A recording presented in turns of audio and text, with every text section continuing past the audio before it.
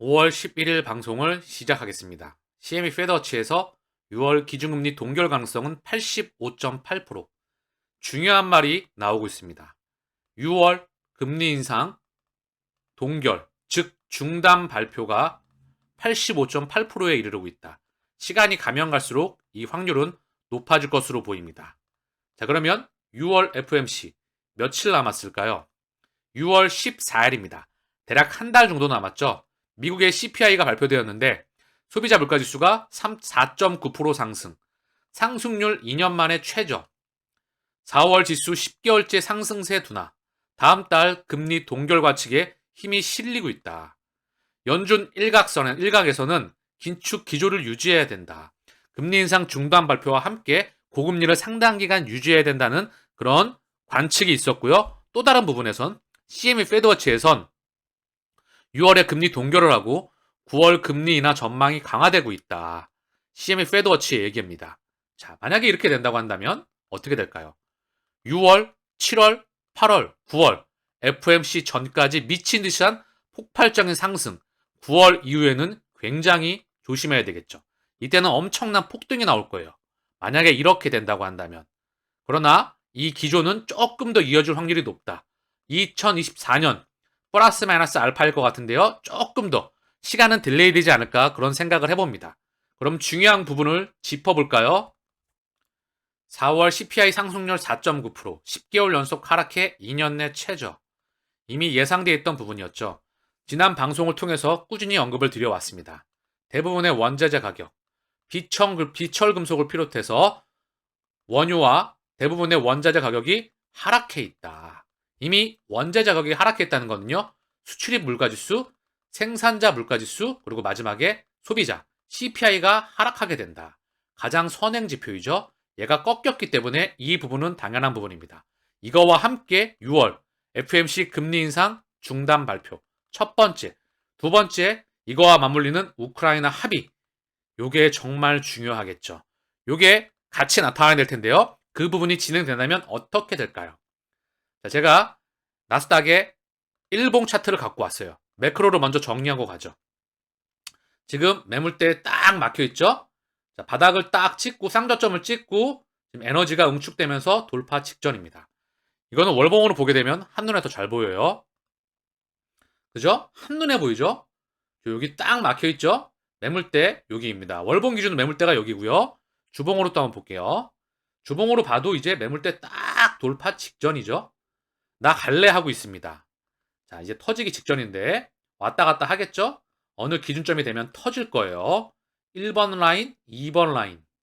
자, 3번 라인까지 갈지는 지켜봐야 되겠으나 적어도 강력한 반등 장세는 이어질 것으로 보입니다. 아주 강력할 것으로 보여요.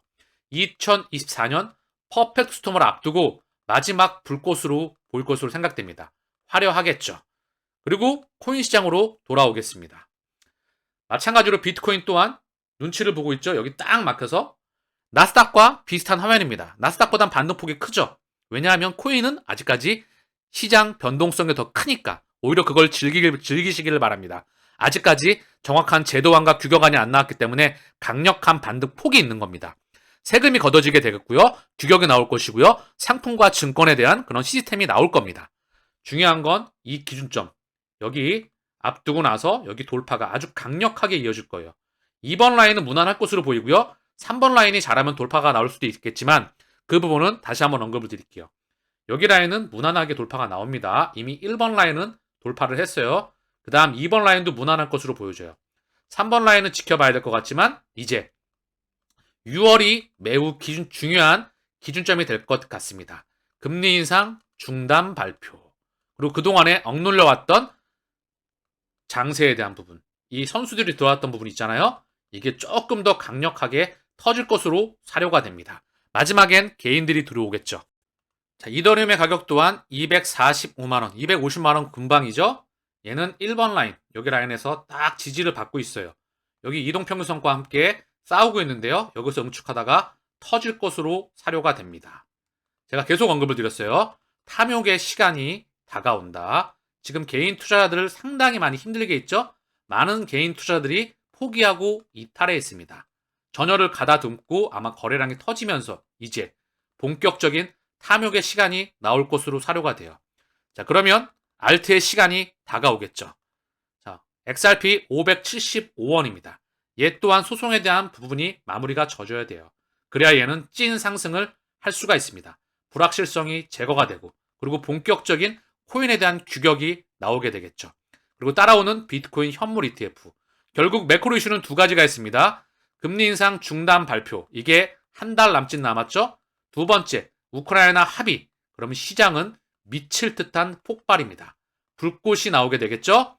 2024년 퍼펙트 스톰을 앞두고 마지막 화려한 피날레가 장식대가 될 겁니다. 코인과 주식시장 양시장에서 이 시나리오 1을 다시 한번 명심하시길 바랍니다.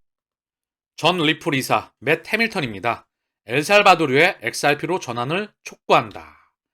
맷 해밀턴, 엘살바도르의 비트코인 대신 XRP를 추천한다. 높은 수수료가 언급되고 있습니다. 최근 비트코인 네트워크는 일반적으로 NFT로 알려진 BRC20 토큰, 비밀 및 서수의 인기가 높아지면서 수요가 급증했습니다. 이로 인해 블록당 지불된 평균 수수료가 최고점에 도달하면서 채굴자들의 수익이 증가했습니다. 그러나 언론인 마크 로메로가 최근 엘살바도르에서 현금을 인출하는 동안 이러한 수요 급증으로 비트코인 사용자에게 더 높은 수수료가 부과되었습니다. 한 개인은 $100를 인출하는데 무려 $20의 수수료가 청구했는데 이는 평균 급여가 300에서 $350인 국가에서 상당한 비용입니다. $100 인출하는데 $20의 수수료면 수수료만으로 약 20%가 지불되게 되죠. 이로 인해 높은 수수료가 사용자에게 미치는 실제 영향을 강조하면서 대체 불가능한 토큰이나 NFT나 밈코인에 대한 도박을 허용하지 않도록 경고했습니다.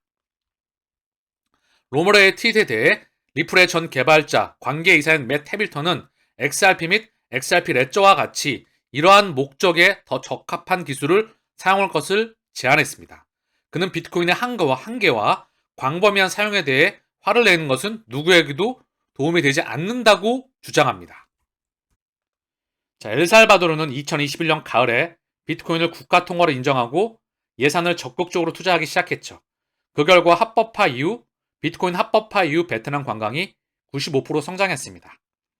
정부는 시민들이 기술을 더 잘 이해할 수 있도록 비트코인 및 라이트닝 네트워크에 대한 교육 프로그램을 시작했죠. 그러나 현재 비트코인의 확장성에 대한 문제에 대해서 지금 현재 문제가 좀 나오고 있네요. 제가 일전에 언급을 드렸죠. 비트코인은 가치 저장 수단으로서 확장이 되는 그런 부분에 있어서 문제가 있겠죠. 큰 거래와 가치 저장에 대한 부분으로 사용이 될 수가 있겠죠.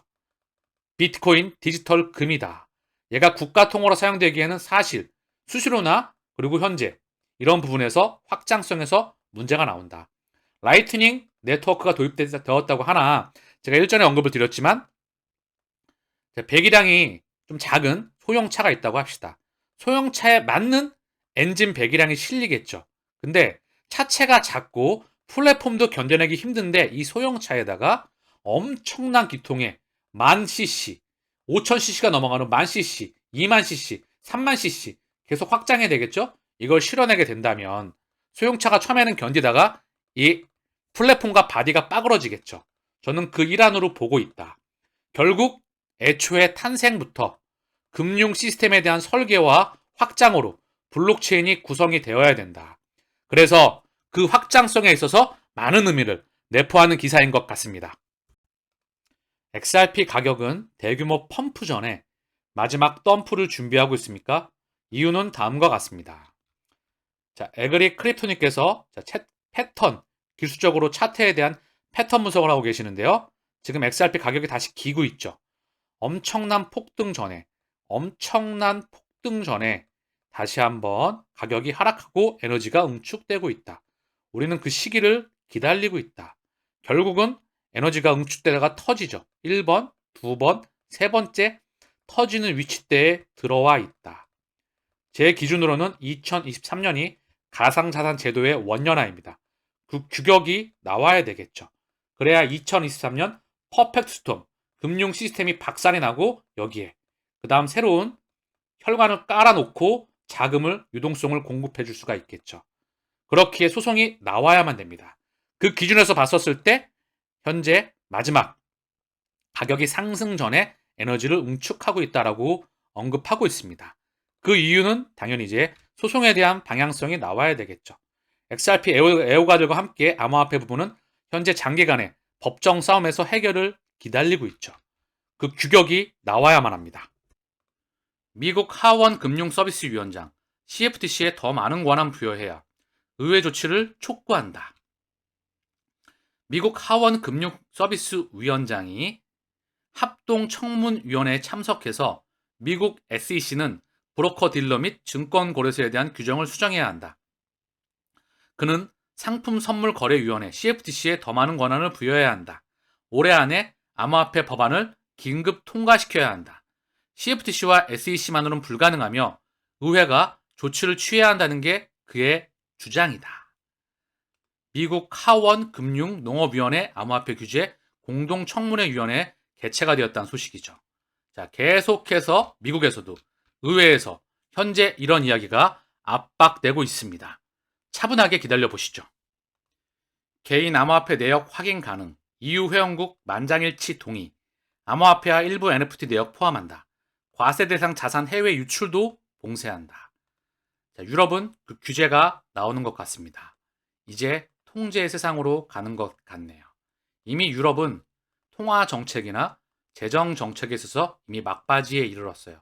답안이 없습니다. 정부 부채가 더 이상 2008년도 금융위기 이후에 유럽발 재정위기로 유럽은 이어졌습니다. 당시 유럽은 정부에 재정이 없었어요. 근데 재정 정책을 다시 쓰게 됐죠. 재정이 거덜나게 되면서 바로 피그스, 즉 유럽의 주요 국가가 부도 위기에 직면했죠. 그리고 지금까지 해결이 되지 않고 이어져 왔습니다. 그 부분은 이미 다른 국가에서 통화는 같이 쓰게 되면서 재정은 따로 쓴다. 이미 맞지가 않는 공식이죠. 여기에 고령화와 함께 여러 가지 이슈가 맞물리게 되면서 현재 유럽 지역 자체가 한계에 이르게 됐죠.